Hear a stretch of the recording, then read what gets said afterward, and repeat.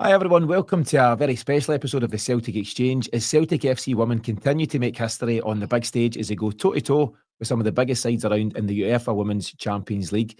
Myself, Brido and John Attenborough and Guide Dog Sam were along there on the night last night, and I'm glad to be joined by the guys again this afternoon as we review some of the action and also look at the bigger picture for Elena Sadiku's side. John, welcome back to the Celtic Exchange. What's your initial response, first of all, to last night's performance? I thought it was a great game, actually. It was one of these games, I think it could have gone the other way and we could have lost maybe 5 or 6-0. I mean, Chelsea are one of the best women's side in the world at the moment. So I think the Celtic team can be extremely proud of their performance, and they really stood toe-to-toe with Chelsea, and I thought they kind of proved to the world, really, that they deserve to be on that stage. Yeah, do you know, they're a very decent side, John. I was having a look at where they're at in general terms. They've made the semi-finals of that tournament twice. They're the current holders of the title down in England. They've got a team littered with internationals, and it was always going to be a tough night, but Celtic can be very proud of what they brought to the party, can't they? Absolutely, and like you said, they were against one of the biggest sides in Europe, and I think I just read this morning, actually, that's Chelsea now 15 games unbeaten in the group stage of the Champions League, going back to 2021. So, no, Celtic can be massively proud of the performance. I actually thought they really stood toe-to-toe with Chelsea. And I think getting that first goal, Murphy Agnew scored a brilliant goal. And I think that gave them the confidence to push on. And I think if the game had actually went another 5-10 minutes longer, they were pushing for that equaliser, 5 minutes before the end there. So I think if the game had gone a bit longer, they might have even got that equaliser. Yeah, do you know, I'd agree with that. I think Celtic were definitely the side in the ascendancy as the game was heading towards the 90s. So, real reasons for optimism in general terms, as I say, up against a really tough side. Brad, your own take on it? Obviously, a pretty entertaining game of football, and as John says, most of the forecasts, even from optimistic Celtic fans, whether it could have been 3, 4, 5-0 Chelsea, but it was not from the case.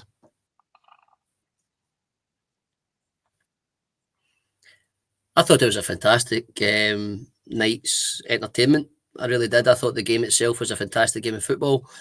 I thought that you could quite clearly see the quality that Chelsea had in their team. Some of the players were fantastic to watch, as well as we're watching Celtic and we're wanting Celtic to win, clearly.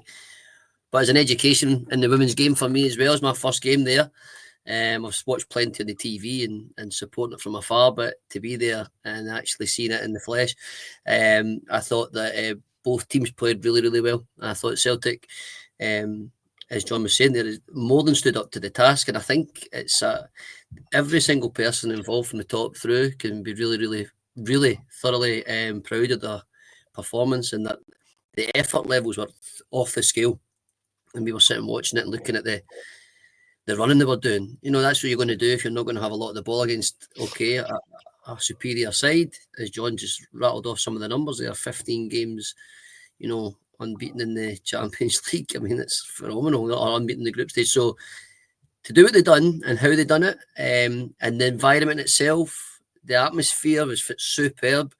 The Celtic end that a lot of the boys and the kind of Green Brigade have been trying to get, and in the men's game, they're talking about it a lot. They put on a fantastic show as well as the rest of the supporters, and I just thought it's a different experience to obviously the men's game, and they're very proud of that. Actually, to be perfectly honest, I think they're proud that it's different, and we were all talking about the attitude of everybody, the politeness of the kids that were there, the feel good factor because it was families that were there. There's no danger, I don't know, I'm not saying you're in danger every time you go to a men's game and things like that. It's to compare the two, but it was a thoroughly, thoroughly enjoyable experience. And I think that the closeness of the game and the fact that Celtic were in the game made it like that as well. So, and some fantastic football on show as well from not just Chelsea players, but those 2 or 3 picks from the Celtic side as well. So I've really, really enjoyed it, and I'm thankful we got to experience it as we did. Yeah, spot on, Bridal. Just on that, I think everyone who's been following the women's game know just how strong Chelsea are. As I say, they're a team full of internationals. Erin Cuthbert captained on the night. She's got 72 caps for Scotland. She's well known in this part of the world from her time at Rangers and at Glasgow City. But there's no lack of quality from the Celtic side as well. You know, they didn't have possession for long spells, but when they got it back, at times they showed real composure, real quality. And when you add that to the undoubted hard work, they're a very hard-working side, Celtic, and I think that comes from the manager. I think there's real graft that's put in across the board. It's a massive surface at Celtic Park. It's a challenge in itself, you know, physically to be competing for 90 minutes on that surface. And I thought the work rate, the attitude and the effort were exceptional. And again, you know, credit to the manager for instilling that in the team. Before we get into a wee bit more of the match detail, just to cover a wee bit of the bigger picture. So actually Celtic being in the Champions League alone is history made. You know, they qualified for the first time following a playoff win against Vorskla Poltava from Ukraine. John, I think you were at those games. Were you there on the night? I wasn't at both of them. I was at the second game against the Vorskla Poltava, and I thought, again, it was another brilliant performance on the night from Celtic. So you're seeing these consistent performances. I was also at the FC20 game. It was also the first game they played at Hamilton at New Douglas Park as well. And even though they lost that game 2-0 on the night, you know, FC20 are no pushovers. They're another quite a big team in European competitions, and you know, I think they really stood toe to toe with them as well, despite the results. So yeah, you're seeing a consistent performance among this Celtic side, and I think, as you said, Tino, that's definitely come from the manager. I think ever since Elena Sadiku's come in at the beginning of this year, back in January, I think she's really transformed this Celtic team, and she's given them that belief. It kind of reminds me of like when Ange took over the men's team at Celtic, and you know, it took him a couple of games to get going, and kind of he totally transformed the men's team. I think this is the same thing that we're seeing happening with the women's team. I think that's definitely coming from Elena. Yeah, do you know, I think she's got a real energy and enthusiasm about her, and I think she's really refreshing, to be honest with you. I think she made history personally as the youngest coach to take a team in the Champions League at that game against FC20. So they continue, whether it's individual records or as a collective, they continue to make history as a club, and it's great for Celtic to be making that progress. You rightfully mentioned, John, FC20. So Celtic were drawn in a group with FC20, the Dutch champions, and Real Madrid, Spanish champions, and Chelsea, English champions. Three very tough sides, but it's actually a bit of a glamour draw. But you could argue, Brido, do you want the glamour or do you want something that you can qualify from? But I think overall, it's a huge experience for these Celtic players to come up against some of the very best. Absolutely. I think you know what they say, it's a bonus Celtic that are in the Champions League, but I think even so early in the plan, I think the fact that they're in the Champions League with these teams is probably a few years ahead of where they probably thought they were going to. And the fact that they're in it, they'll continue to learn. We've seen over the years that players get better playing against better players, and coaches get better coaching against better coaches. We've probably even seen that over the games so far. You know, we've seen 2-0 20, 4-0 Madrid. 4-0 Madrid away from home, it was 1-0 until about the 75th minute or something. So it wasn't, the manager's clearly getting a tune out of the players against these top level opposition. And last night was no different. So that's halfway through the group. And, 2-0, like I said, 4-0, it wasn't as bad as what that looks like. Okay, Madrid had most of the game, but then the game last night. So that manager, Elena Sadiku, is getting everything she possibly can out of those players. I'd also like to point out that in a kind of time where we're hearing about players at the top of the men's game making reference to too many games getting played and all the rest of it. So with the money they get paid, you'd think the kind of common thing is, but you get paid all that money, play the games and you just get on with it. That would be, there's going to be 7 games in 22 days for that Celtic team.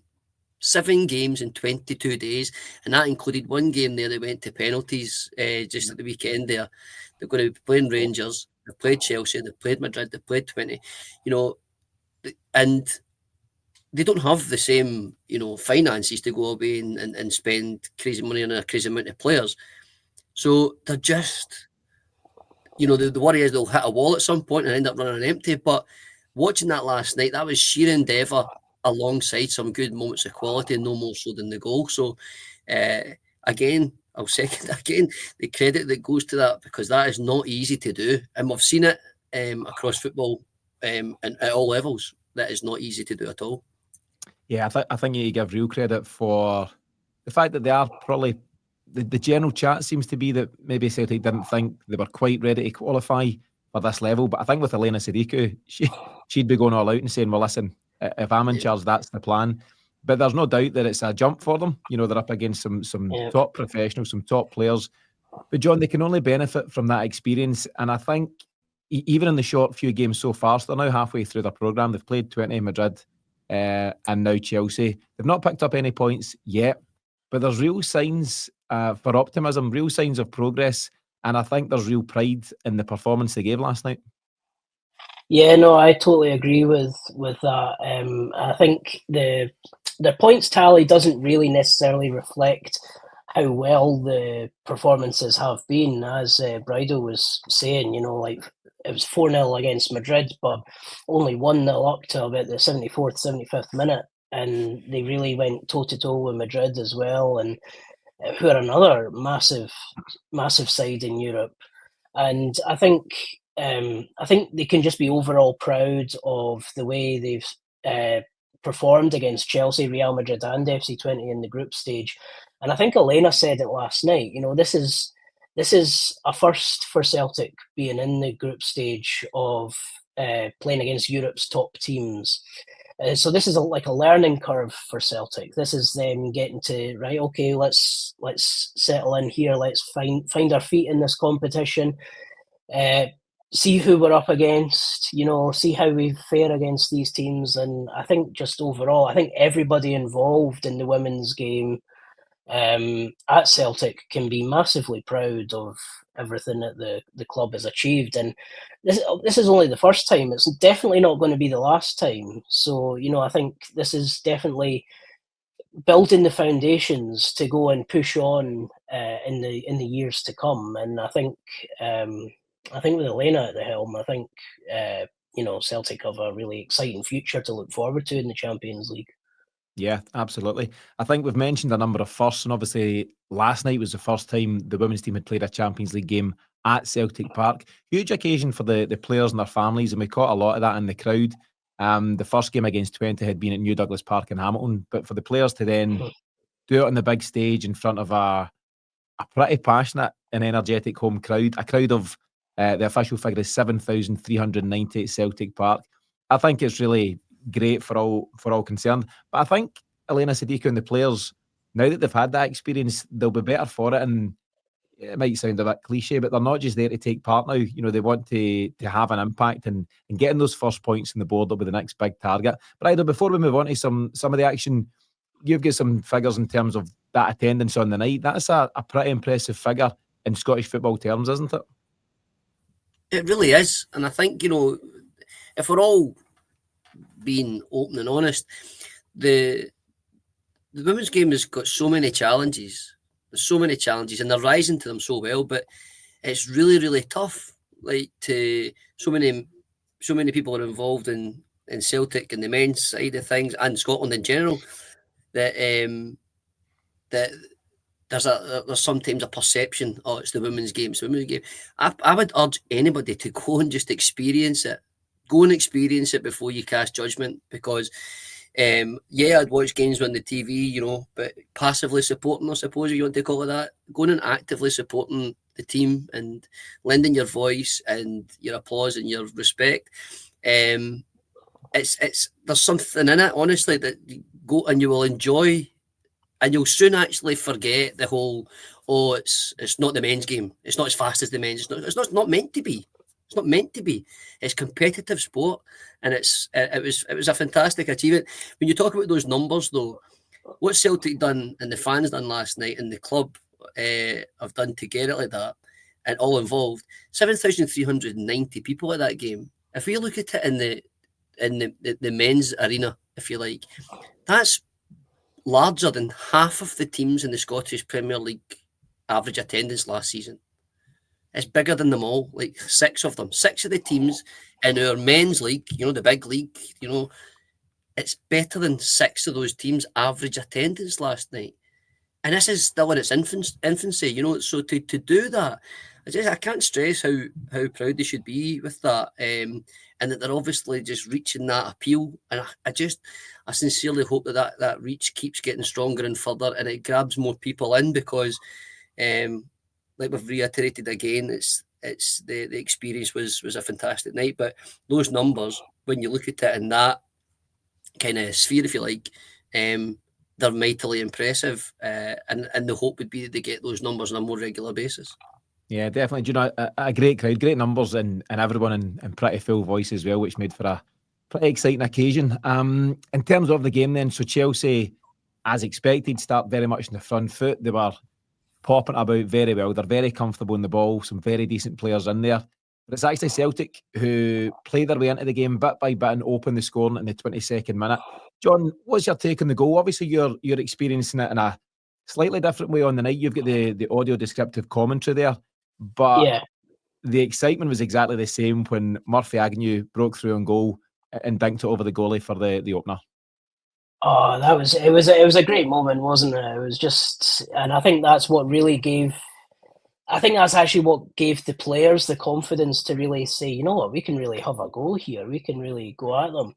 And as you say, we had the commentary on the night. Katie done a fantastic job as always in describing the goal. And since last night, I've actually watched the goal back a couple of times on my phone and that. And it's such a well-worked goal, It was just that dink ball over the top.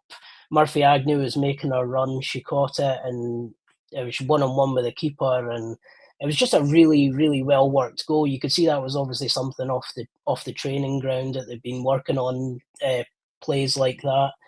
So yeah, and it was a great moment, like when the crowd erupted in Celtic Park. It was the same kind of reaction you would get at the men's games. So I think, it was a definitely. I've been to quite a lot of the women's games now, and I think that goal was definitely a highlight of my time watching the Celtic women's team. Yeah, I can see exactly why. It was just a huge buzz on the night. Brad, we spoke about it at the time. It was great work. I think it was Shannon McGregor out in the right touchline near the dugouts. She does some great work, pops it into Amy Gallagher's path, and the through ball is as good as you'll see anywhere. She's curled it perfectly. Murphy Agnew's held her line well, perfectly onside, and then she's still got a bit of work to do. But to show the composure to lift it over the goalie, it was a class finish. Oh, I mean, I'm all about the assists. When I played football, I was playing in midfield, so I left the kind of goal scoring to more talented people in that regard. But so I tend to look at. I thought that pass was as good as anything you'll see in football so far this season. It's split between that whole very top level defence, top players, and it made it easier for the striker. But you're right, the composure is such a big stage, big occasion, first Champions League game for the girls at Celtic Park, to just nonchalantly I'll just dink it in here and spin away to celebrate to the tune of the crowd. It was fantastically well worked in a football sense, but for an event and the moment within the event, what it then does is it then makes everybody think, oh, wait a minute, it's not going to be our backs to the wall for the full game. We're going to be in the game. And that happened throughout the whole 90 minutes. And as John had said earlier on, if the game had lasted slightly longer, they might have just, or a wee break of the ball or two here or there within the game, it might have been a different result and they might have had their first point, but they're not far away from it. And goals like that, well worked like that, the football they played, structured like that with the manager, they're not going to be far away. Yeah, and just the goal just gave everyone a huge lift, and it gives players belief, as you say, Brido, that they're not going to be on the back of a 4-5-6-0. You've shown you've got enough to not only compete at this level, but then get the goal. Again, it's another first. It's Celtic's first goal ever in the UEFA Women's Champions League, and that's a huge moment. Bit of trivia for you, lads. You might have seen it between last night and this morning. Murphy Agnew is a graduate from Harvard University over in the States. And the question is out there now, is she the first Harvard graduate at any level, men or women's game, to score in the Champions League? I don't know the answer. John, what's your take on that? I hadn't actually heard that one before, so yeah, that's really quite interesting. Yeah, I imagine she's probably, if she's not the first, she's certainly, you know, one of the very few to have done that. That's a brilliant achievement for her, isn't it? Yes. It's a really interesting bit of trivia there, you know. That's it. I do my research, John, but it was it's a great finish and a great moment for her. I thought in general, Brido, Murphy Agnew up top, the formation changed a few times, and Elena Sadiku referenced that. But generally speaking, Murphy Agnew was up top on her own. We're number 12 on the night, and I thought she provided a real outlet at times when Celtic really needed it. And I think generally speaking, not just her finish is an important part of being a striker, but just her back to goal stuff and being an outball for our teammates. She played a huge role on the night. She did, as did a couple of other players as well, which we might touch on. But I thought she was a threat. You know, okay, like the first to admit that we didn't have a lot as much of the ball as we'd have wanted, or maybe they're used to domestically. It's a different job for them to do, and maybe they're used to. And she done it to the best of her ability for sure. I mean, she worked her socks off. You know, she did not give them a minute's peace. And at any hint there was a threat, she was there. And there was one that kind of broke through. I think we got a corner for it, and the goalie kind of missed it. And again, just a different break of the ball, different turn of events. We're actually 2-0 up, but you know, it's that was such a pivotal job. Again, we've seen it across the board in sport at different levels. When you've not got as much of the ball, that person at the top of the park is so pivotal in what the team achieves. They set the tone for the press. They set the tone for the structure, the shape, how they're going to defend, they're going to sit in, where did they sit in, when did they push up. She done it. She led it absolutely perfectly, and the rest of the players just followed suit behind her, and that essentially helped Celtic break down Chelsea's attacks. They let them have it out wide much more because it was safer out there. But I can't even remember very often at all that Chelsea played through the middle of Celtic's team at all. All their attacks came from out wide, and that was very deliberate from the manager. I'm fairly certain of that. Yeah, I think it looks tactical just to concede possession in the wide areas, but when it comes more centrally, I thought Kelly Clark, Celtic's captain, was exceptional in the centre of defence and ensuring that nothing too dangerous came through the middle of the park. Chelsea, though, as we mentioned, they're a very decent side, and you'd expect them to come back strongly after conceding. Interesting, actually, they had a bit of a huddle as a team, as a collective, after conceding the goal. It's quite unusual to see, but they basically took a moment as a team almost to regroup. It was quite interesting to watch, and they did respond very well. They got a quick-fire double. They scored in the 28th minute, and then again in the 32nd. John, I'd mentioned Erin Cuthbert, you know, well known in this part of the world, a bit of a standout. I thought their left winger, Sandy Baltimore, was a real standout. Both wings, actually, but Baltimore was really effective on the left-hand side, and it was little surprise that they came back pretty strongly, wasn't it? No, exactly. I think they certainly regrouped after that, after going 1-0 down to Celtic, and I think that's just the quality they've got in their team. Sonia actually put out a really young Chelsea side last night, which a lot of the commentators had, you know, picked up on. She put a lot of youth into that Chelsea team, and I think you just saw the energy, the pace on both wings that they've got, and they use the full width of the pitch as well. You know, they come right out to the sort of touchline and use that full width of the park, which I think gives them a really competitive advantage as well. And the pace that these players have is just phenomenal. At the WSL level, at the league at Chelsea play, and they were just absolutely brilliant. Really good team. Really good team to watch. I actually watch quite a few WSL games on a Sunday if I'm at home, and Chelsea are one of the most exciting sides to watch in that league. And it's exciting what they're doing with their team, but I think Celtic, all credit to them, they really took the game to Chelsea. One of my favourite players for Celtic to watch is Lucy Ashford-Clifford. In the first time I really noticed it was in the Vorskla Poltava game. She was absolutely bombing up and down that left hand side for the entire game that she was playing, and it was the same last night against Chelsea. There was a couple of other really standout players, I thought, in the second half, particularly when Kavanagh and Caitlin Hayes came on. They really changed the game, and I think that's when Celtic really started their push to try and find that second goal. But sadly, it wasn't to be on the night. But no, Celtic can be really proud, and I think they've got some really, really exciting players in their team at the moment. There's some real talent there, John, and I think don't think anyone would grudge Chelsea their 2-1 lead. I thought, frustrating as it was from a Celtic point of view, Chelsea were in the ascendancy and probably deserved to go in at half-time ahead in the game. But Brado, John's rightly picked out a couple of players that you and I were both talking about as well. Lucy Ashworth-Clifford on the left wing for Celtic, I thought she was exceptional. I don't know who officially got player of the match for Celtic. I would argue that it should definitely be in her, if not Celtic's goalkeeper, Kelsey Doherty, who also had a very good game. But Ashworth-Clifford on the left, just an exciting player. One of the reasons why the game was so entertaining, because every time it got to her, whether it was out wide or if she was dropping in to lay something off, just a real, very, very left-footed, but very cultured. Everything she done was impressive. And she was a huge part of Celtic's success on the night. Absolutely fantastic. You're right. A typical lefty, it's like the right foot's for standing on type.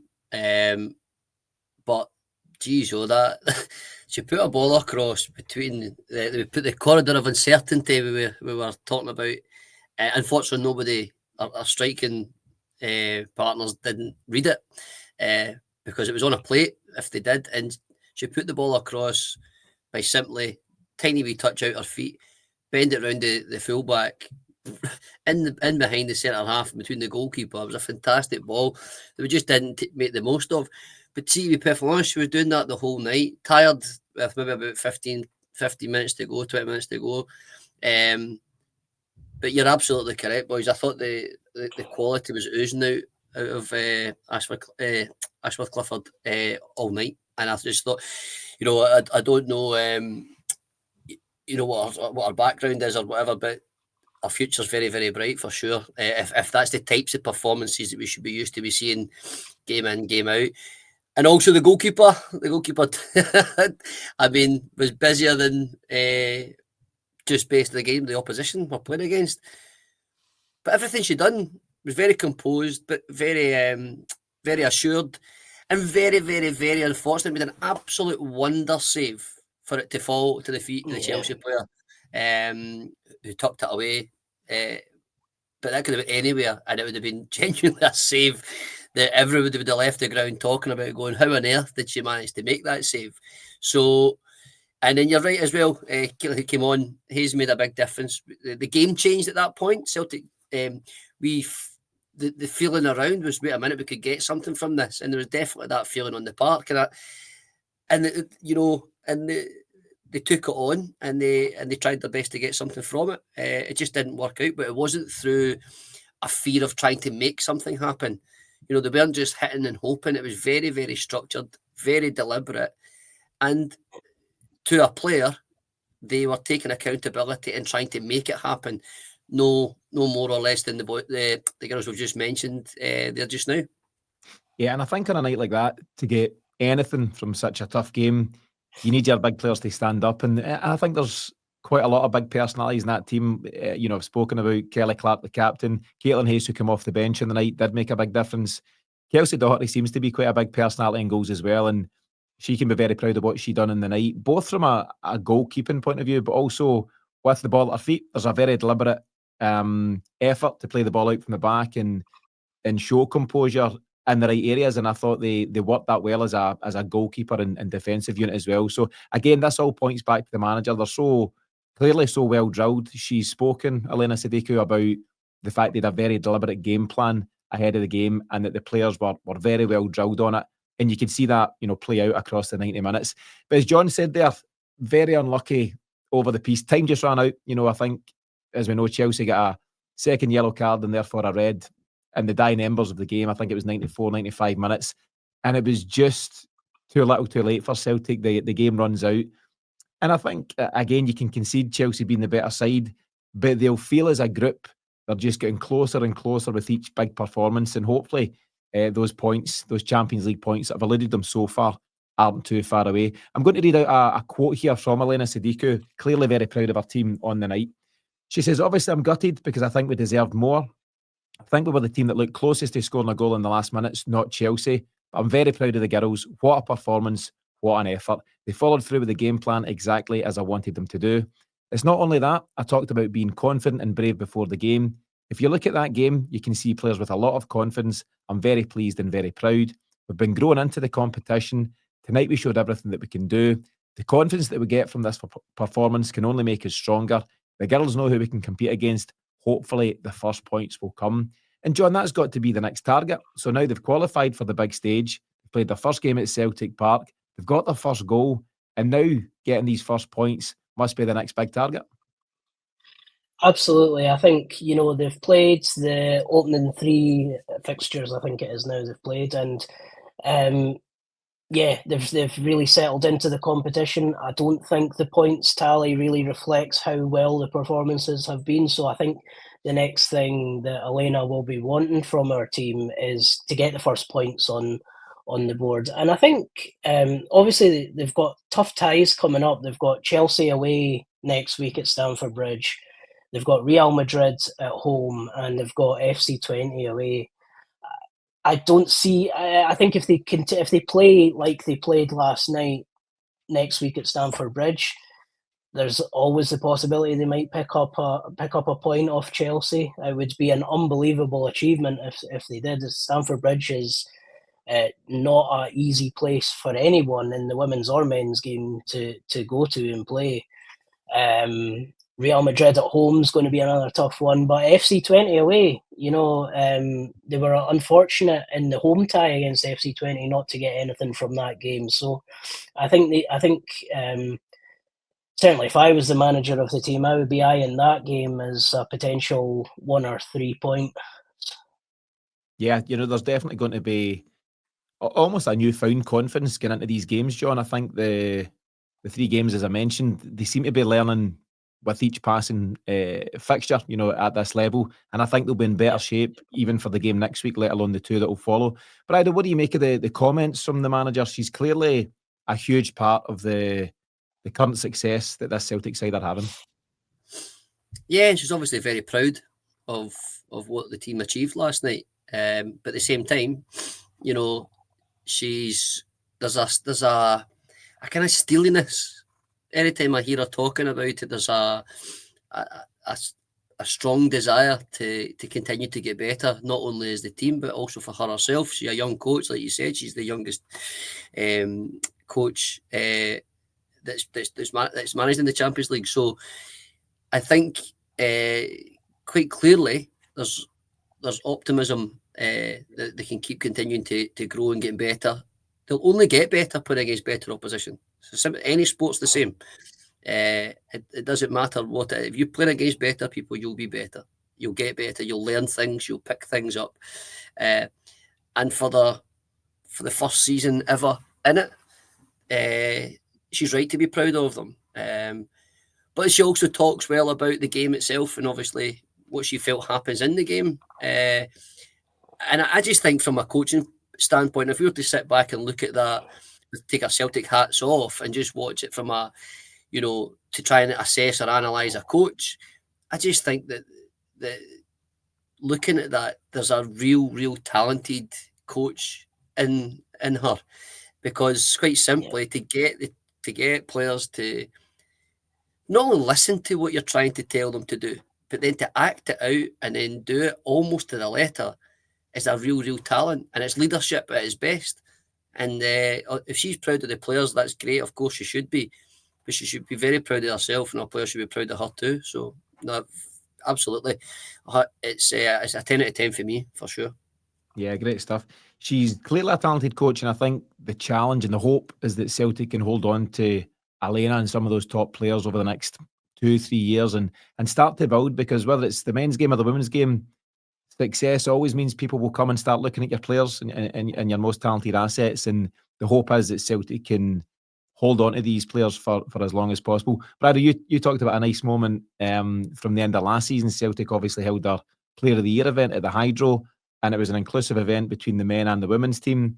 And Elena Sadiku from Sweden took to the stage at one point with no less than Henrik Larsson, an absolute hero, I think, to most folk in that part of the world. But it was a real moment for her, and she was struggling to contain her excitement on the night. Yeah, it was a fantastic night. It was a fantastic night that could have, up until a couple of days before it, we didn't know that what it was going to be like, simply because nobody knew what the outcome of the seasons was going to be. But yeah, I think she will know obviously the size of the club that she's at. But if she didn't know it, she definitely knew it then on that night. And she definitely knew that she was starstruck when Henrik Larsson was floating around. I believe Henke Larsson is basically just a legend, I think, to all of us Celtic fans, but in particular anybody from Sweden with an interest in football, especially Celtic. That's as big a I think it's as big a person you could put her beside. So I think she struggled with her nerves around him for sure. Yeah, and for good reason. But it was great to see another great moment, and hopefully, as I say, she's enjoying life at Celtic. She certainly looks like she is, and hopefully she's here for a long time to come. Just more generally then, beyond the game itself on the night, first and foremost, actually a massive thanks from us. So us three and Sam the dog were there on the night. A massive thanks to Chris Duffy from Celtic and Nicola Wiggins, who both made a huge effort and made us very welcome on the night. John also mentioned Katie Shannon, who provided the audio descriptive commentary for John and others on the evening, and thanks to Katie for doing a brilliant job there. John, as you've mentioned, you've experienced more of the women's game than myself and Brido at this stage. You've been to a number of games this season alone. So can you talk to us in general about your experiences of the game and the buzz that definitely seems to be around the women's game in Scotland at this time? Yeah, I think the women's game, in not just in Scotland, but across Europe, I would say, and the world, has really grown quite significantly in the last sort of 4 or 5 years, really. And I think actually the big national competitions, such as the Euros and the Women's World Cup, and it being on national television, I think that's really highlighted the women's game for a lot of people who maybe wasn't on their radar, or maybe never watched a women's game before. I've been going to a few of the women's games here in Scotland. I've been to a couple of the Scotland team games at both Hampden and at Easter Road when they've played there. And I've been to quite a lot of the Celtic women's team games now. My first one I went to with Sam was towards the end of last season. They played Hearts at Celtic Park. They won that game 5-0. And I thought it was an absolutely fantastic experience, and it was really good value for money as well. So me and Sam actually bought a hospitality ticket for our first Celtic women's game. We paid 20 quid. We got into the sports bar. You get a pint at the bar. You get a halftime pie. You get a comfy seat in the north stand, and it was just an overall really enjoyable family-orientated experience. You see a lot of families take their kids along to the women's games and that, and it's just a really friendly, nice atmosphere, good value for money, good football. It's exactly the same if you go to watch the Scotland national women's team, whether they're playing at Hampden or Easter Road or Tynecastle, as they sometimes do. It's just a really good experience, and I think I actually think we're still very, very early on in the journey in the women's game. I think the SWPL here in Scotland is only a couple of seasons into its current format at the moment. And that's only going to grow and get bigger as attendances grow and clubs put more money into their women's teams, as we're starting to see. Probably about 6-7 years ago, it was Glasgow City was running away with the league every season. Now you've seen Celtic and Rangers come forward and put some money into their women's team. Hibs are putting some resources into their women's team, as are Hearts. So I think the only way is up from here. I think it's going to continue to grow, and I really hope it does. And there's some really there's some key people who are really driving this forward, at the SWPL and at clubs like Chris Duffy at Celtic, who's really working very hard to try and help grow the women's game. And I would just encourage anybody who's never been to a game before, go along, watch your local SWPL team, and I can guarantee you'll have an amazing time and you'll get some really good value for money. Yeah, absolutely, John. John, you and Sam have become pretty well known on the circuit now, given your big achievement this season. So, for those who don't know, John and Sam became the first man and dog combo to attend all 42 SPFL grounds this season. You completed it, I think, at Forfar, John, a couple of months back, and yourself and Sam have become pretty recognisable. A number of folks. Not to take it away from you, John, but a number of folks were wanting selfies with Sam last night, which was great to see. Yeah, exactly. But just to ask the question, John, I'm just Sam's sidekick. That's all. Sam's number 2. But John, just to ask the question, what's the experience been like for you and Sam in terms of accessibility? Obviously, you attend various grounds. You've mentioned a number of them there. How have you found it with regard to the women's game in terms of your overall experience?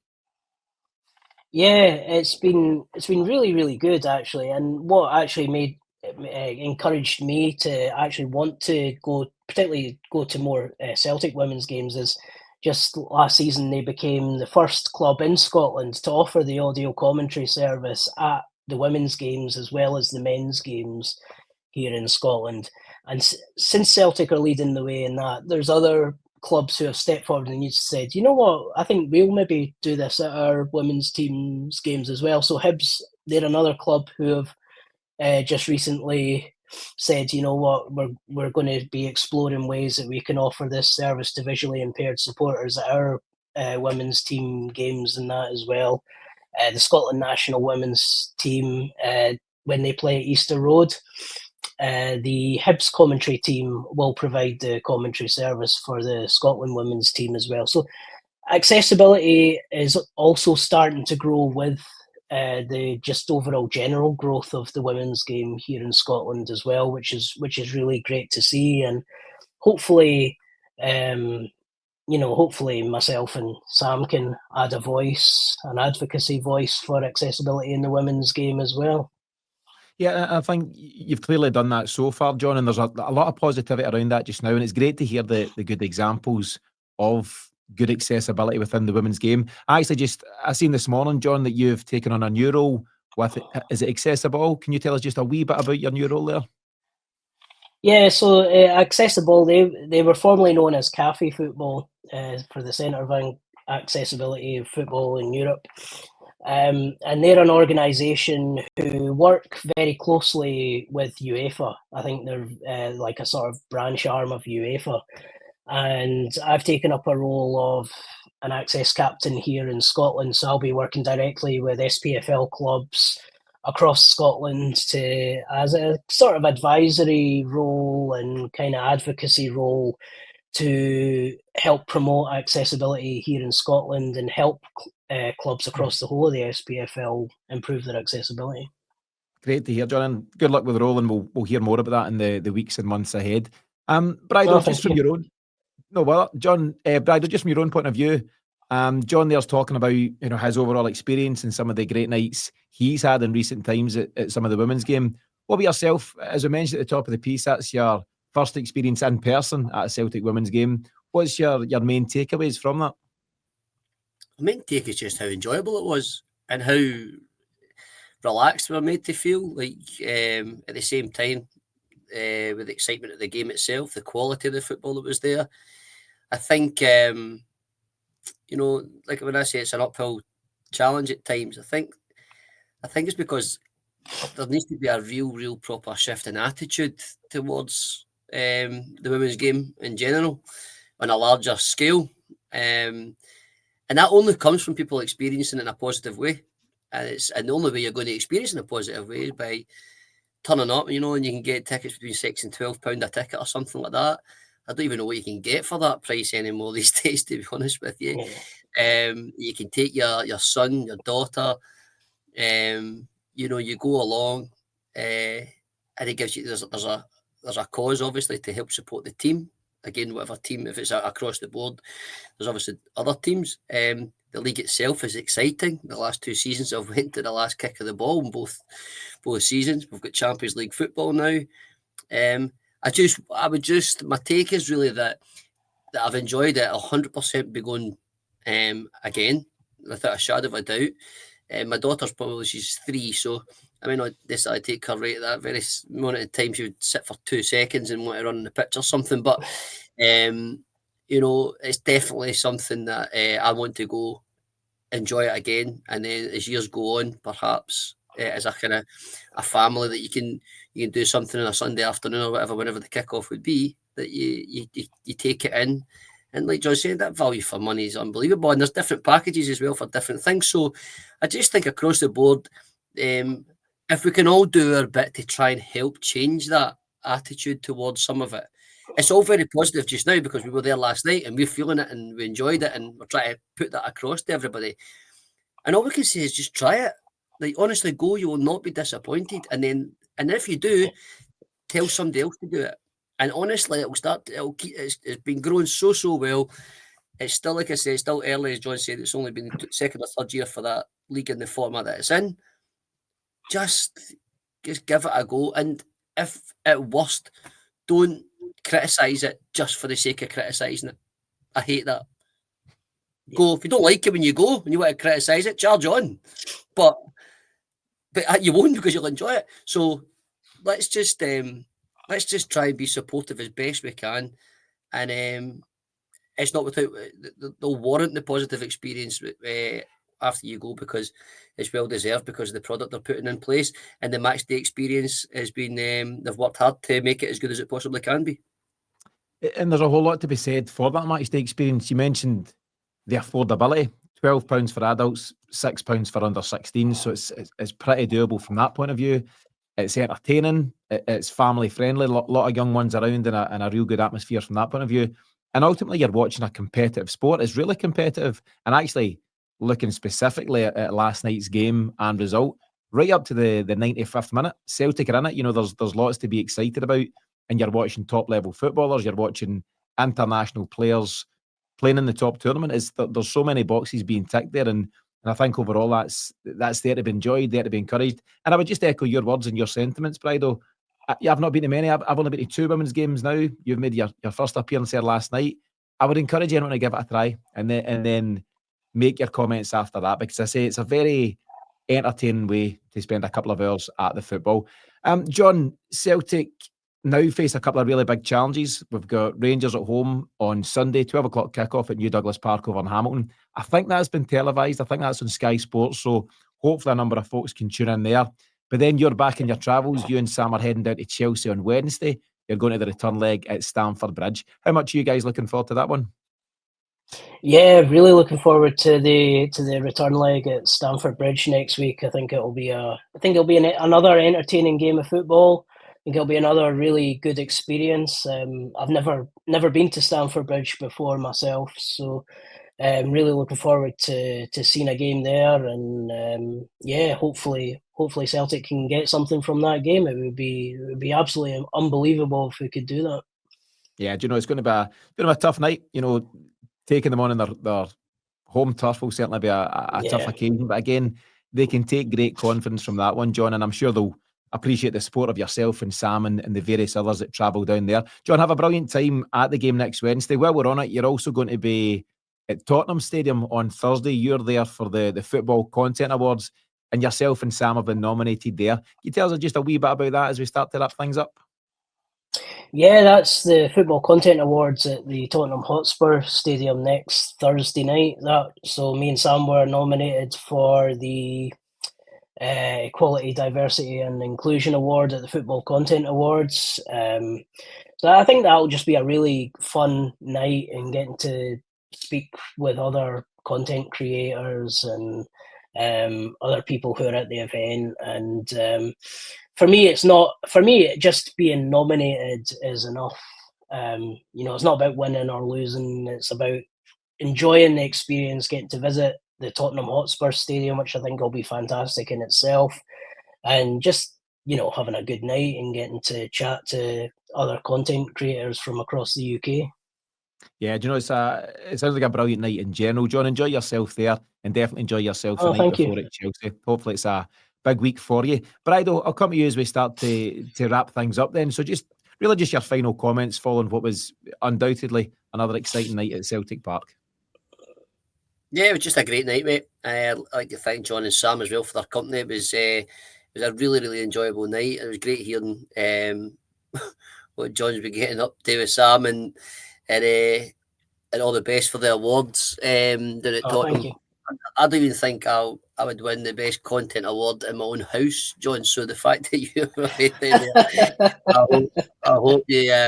I hope it goes really well. But like you said, either way, just to be recognised and nominated, it's a fantastic achievement.